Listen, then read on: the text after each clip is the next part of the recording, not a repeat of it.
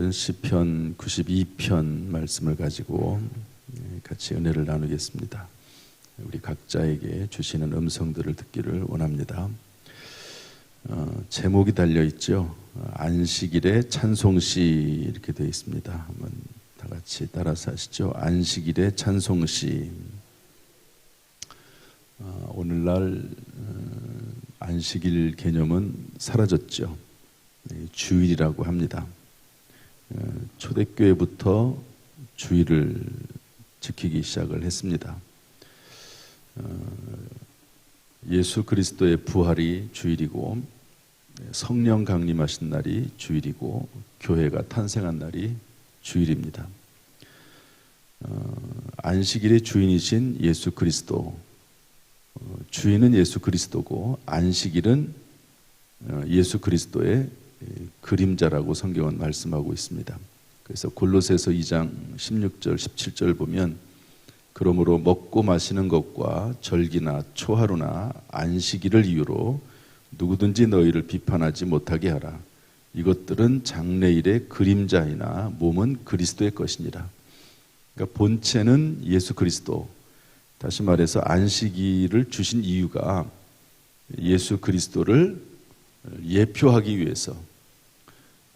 그래서 지금은 다 사실은 안식일입니다. 그리스도 예수 안에서 월요일도 안식일이고 화요일도 안식일이고 수목금토 주일까지 다 안식일이라고 볼 수 있습니다.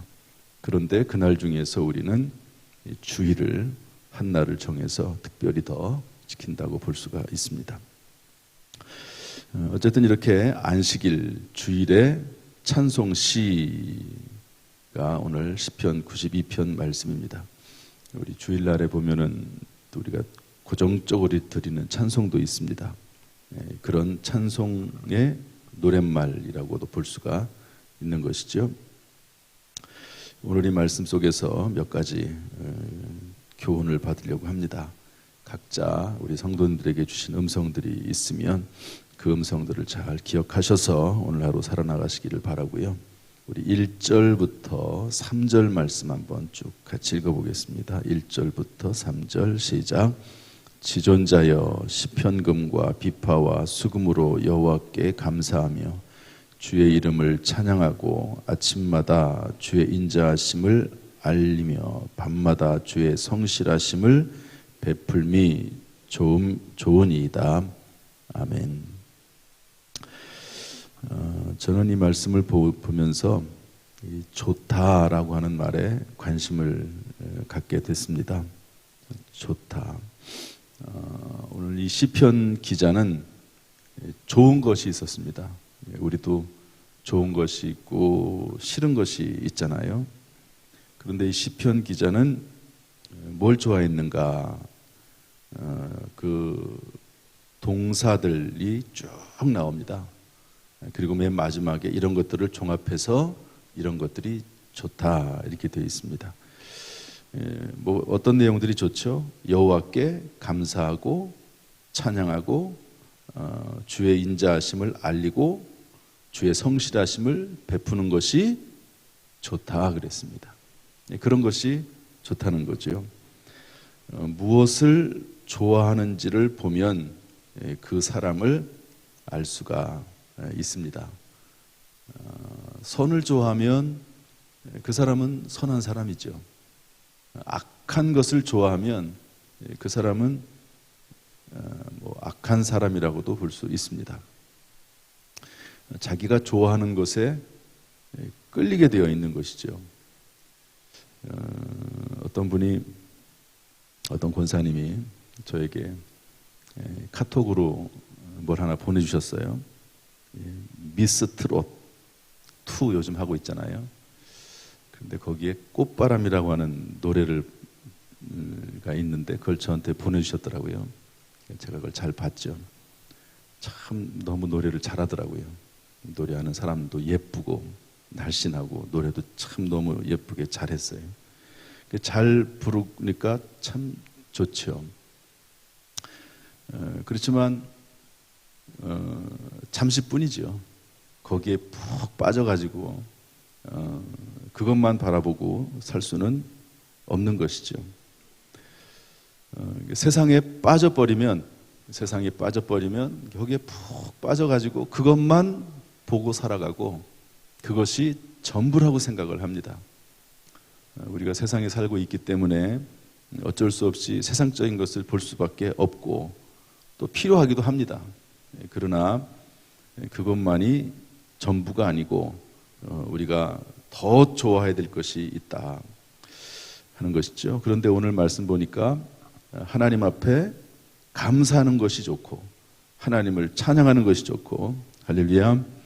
여러분도 하나님께 감사하고 찬양하는 것이 좋아서 이 자리에 나온 줄로 믿습니다. 하나님께서 이렇게 이끌어 주셨죠. 그런데 그런 마음이 드는 것도 하나님께 주신 마음들이고 은혜입니다. 감사하는 것이 좋은 거예요. 다니엘이 사자굴에 갇혀서 죽을 수밖에 없는 그런 위기 가운데 빠졌습니다. 그럼에도 불구하고 성전을 향하여 전에 하던 대로 기도와 감사하는 것을 중단하지 않았습니다. 왜? 목숨이 달려있지만 기도하고 감사하는 것이 더 좋기 때문에. 물론 사명감을 가지고 하는 경우도 있긴 하지만 그게 더 좋은 거죠. 하나님 만나는 게 더 좋고, 또 지금까지 기도하며 살았고 찬송하며 살았고 감사하며 살았는데, 그래서 하나님이 지켜주셨는데 이런 위기 가운데 그것을 중단할 수는 없는 것이죠. 잠시 목숨을 부지하려고 그럴 수는 없다. 기도하고 감사하는 것을 중단할 수 없다. 이렇게 다니엘은 판단했을 것입니다. 그래서 그럼에도 불구하고 찬송하고 기도했지요. 오늘 시편 기자도 보면은요, 감사하고 찬송하는 게 좋고, 특별히 여기 어떤 말씀이 있냐면 아침마다 주의 인자하심을 알리며, 그러니까 하나님의 인자하심, 또 하나님의 은혜, 하나님의 사랑을 알리는 것이 좋다, 즐겁다 그랬습니다. 요즘 들어서 제가 전도에 대한 이야기를 조금 합니다. 여태까지는 1년 내내 거의 얘기를 못했는데, 그래서 주보에다가도 때를 얻든지 못 얻든지 말씀을 전파하라, 전도하기 힘쓰라 그렇게 썼습니다. 그래서 오늘 10시에 이제 다음 주 우리 화요일부터 전도하기로 했잖아요. 사실 전도라기보다도 가장 기본적인 어떤 전도지를 전하는 작업을 하는 거죠. 오늘 10시에 작업을 합니다. 그래서 이 작업을 하는 거죠. 과자 넣고 전도지 넣고 교회 안내지 넣고 마스크 넣고, 그래서 다음 주에 화요일부터 전도를 하려고 2,000개를 준비를 했거든요. 2,000개. 그러니까 이게 하루아침에 그날 와서 할 수 있는 게 아니니까 2,000 아파트 2,000세대에 이걸 걸어 놓을 수 있도록 준비를 하는 겁니다. 이렇게 예수 그리스도를 알리기 위해서, 또 교회를 알리고 하나님을 알리기 위해서 때를 얻든지 못 얻든지 전하는 거죠. 물론 이제 우리 교육자들이 전화해가지고 이것 좀 해달라고 부탁해서 나오는 분도 있긴 하지만, 그래도 순종하는 마음으로, 감사하는 마음으로 나와서 하는 겁니다. 그게 순종하는 게 좋다고 생각해서, 또 복음 전하는 게 좋다고 생각을 해서 나오는 것이죠. 좋은 겁니다. 그래서 오늘 한번 저와 여러분이 과연 내 마음속 깊은 곳에서 좋아하고 있는 게 무엇인가, 이런 것들을 생각하면서 오늘 하루를 살아가길 바라고요. 바라기는 진심으로 우리의 마음 깊은 곳에서 하나님을 찬양하고 감사하고 하나님을 선포하는 것이 기쁘고 즐거운 그런 마음이, 저와 여러분의 마음이 될 수 있기를 주님의 이름으로 축복합니다. 두 번째로 볼 내용은 뭐냐면 우리 12절 말씀 한번 좀 읽어보겠습니다. 12절 다 같이 읽어보죠. 시작. 의인은 종려나무같이 번성하며 레바논의 백향목같이 성장하리로다. 의인이라고 하는 내용이 나오거든요. 그런데 이제 앞부분부터 쭉 읽어봐야 됩니다. 7절부터 보면 악인들은, 또 9절에 보면 원수들은, 뭐 이런 내용들이 쭉 나옵니다. 악인들, 원수들 이렇게 나오는데, 악인들에 대한 이야기는 조금 생략을 하고, 악인들에 대해서는 한마디로 말하면 어떻게 말하고 있냐면 7절에 보니까 악을 행하는 자들은 다 흥왕할지라도, 잘 되는 것 같아도 결국에는 멸망한다. 그런 말씀이 있습니다. 9절에도 그렇게 되어 있죠. 정령 주의 원수들은 패망하리니 죄악을 행하는 자들은 다 흩어지리로다. 결국에는 망한다는 거죠. 믿는 사람들과 믿지 않는 사람들, 의인과 악인의 차이가 있다고 하면 악인은 잘 되는 것 같으나 결국은 망한다. 그러나 의인은 결국에 끝이 좋은 인생이 된다. 그렇게 성경은 항상 말씀을 하고 있습니다. 그런데 오늘은 이제 12절 보면 의인에 대한 내용이 쭉 나와 있는데요. 그 내용을 통해서 알 수 있는 것은 뭐냐면 하나님은 의인을 찾으시며 하나님은 의인에게 복을 주신다. 그런 말씀이 이제 쭉 나와 있습니다. 따라합시다. 하나님은 의인을 찾으시며 의인에게 복을 주신다. 먼저 하나님은 도대체 의인에게 어떤 복을 주시나 하는 건데요. 12절, 14절 말씀 보면 이렇게 되어 있습니다. 의인은 종려나무같이 번성하며 레바논의 백향목같이 성장한다 그랬습니다. 따라합시다. 번성, 성장. 그 다음에 14절 말씀 보면 그는 늙어도 여전히 결실하며 진액이 풍족하고 빛이 청청하니 이렇게 되어 있습니다. 늙어도 결실한다. 진액이 풍족하고 그 빛이 청청하다 그랬습니다. 저는 이런 말씀을 들을 때마다 물론 이제 사람의 한계가 있음을 인정을 하면서도 하나님께서는 하나님의 사람들을 이렇게 영육간에 강건하게 지켜주신다 하는 것을 늘 생각하게 됩니다. 제가 이제 모세 이야기를 가끔 하죠. 모세가 120살에 하나님의 부르심을 받았죠. 그때 뭐라고 되어 있습니까? 눈이 흐리지 아니하고 기력이 쇠하지 않았다 그랬거든요. 그러니까 똑같은 나이임에도 불구하고 어떤 분은 이렇게 기력이 다 쇠한 분도 있고 어떤 분은 똑같은 나이임에도 불구하고 기력이 왕성한 분도 있습니다. 오늘 제가 이렇게 새벽기도에 나와서 앉아 계신 우리 권사님들을 보면 참 그 연세에도 기력이 쇠하지 아니하고 그래도 이렇게 왕성하게 다니시는 걸 보면 참 부럽다는 생각이 들어요. 내가 저 나이가 됐을 때 저렇게 이렇게 자유롭게 다니면서 예배드리고 기도하고 찬송할 수 있을까 하는 생각을 해보게 됩니다. 그런데 오늘 성경 말씀에 보니까 하나님은 의인에게 어떤 복을 주시는가? 번성하고 성장하고 늙어도 여전히 결실하고 청청한 복을 주신다 말씀하고 있거든요. 여러분 이러한 꿈을 꾸고 이러한 꿈 가운데 또 믿음 가운데 살아갈 수 있기를 주님의 이름으로 축복합니다.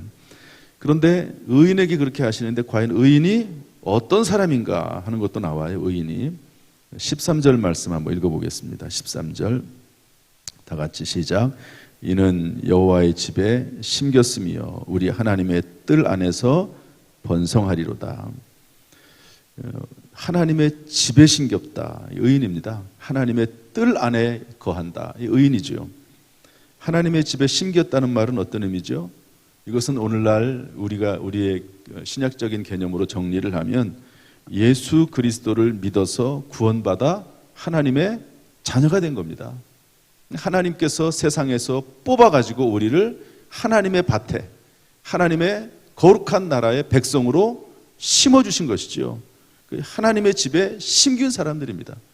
참 신비하고 놀라운 일입니다. 여러분 누가 이 새벽에 나와서 기도하겠습니까? 하나님이 우리를 심어주셨기 때문에 이 자리에 나와서 기도하고 예배드리고 찬송하는 줄로 믿습니다. 저는 물론 다 그렇긴 하지만 이 새벽에 나와서 피아노 반주하는 집사님을 보면 참 늘 마음에 감사해요. 이 새벽에 나와서 참 수고한다. 애들도 둘이 있는데 어떤 때는 그래서 초등학교 2학년이 됐네요 벌써. 2학년 그 아이가 같이 나와가지고 예배 드리는 모습을 보면 참 감사합니다. 그런 마음과 생각과 그런 영혼을 주신 하나님, 어떻게 가능합니까? 하나님께서 여호와의 집에 심어주신 거죠. 의인입니다.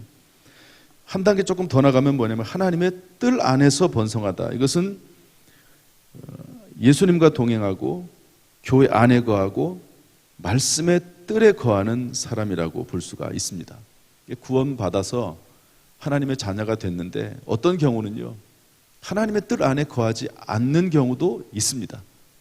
세상이 좋아서 구원받아 하나님의 자녀가 되고 하나님께 세워주셨는데 하나님의 자녀로 아직 세상이 더 좋아서 처음에 있는 것처럼 말씀이나 찬송이나 하나님을 높이는 것이 좋은 게 아니라 아직 세상이 더 좋아서 하나님의 뜰 안에 거하지 않는 분도 있습니다. 그런데 여기서 나오는 진정한 의인은 하나님이 번성하게 하시고 성장하게 하시고 청청하고 결실하게 하시는 그런 의인은 하나님의 집에 심기웠을 뿐만 아니라 하나님의 집에 거하는 사람이 바로 의인이라고 볼 수가 있는 것이지요. 날마다 하나님의 전 안에 거하고 또 성령 안에 거하고 말씀 안에 거하고 예수 안에 거하고 교회 안에 거하는 온전한 의인으로 살아갈 수 있기를 주님의 이름으로 축복합니다. 하나님께서 의인에게 복을 주시는 방법이 나와 있습니다. 10절 말씀 읽어보겠습니다. 10절 다 같이 읽어보죠. 시작. 그러나 주께서 내 뿔을 들소에 뿔같이 높이셨으며 내게 신선한 기름을 부으셨나이다. 신선한 기름이 계속해서 부어져야 됩니다.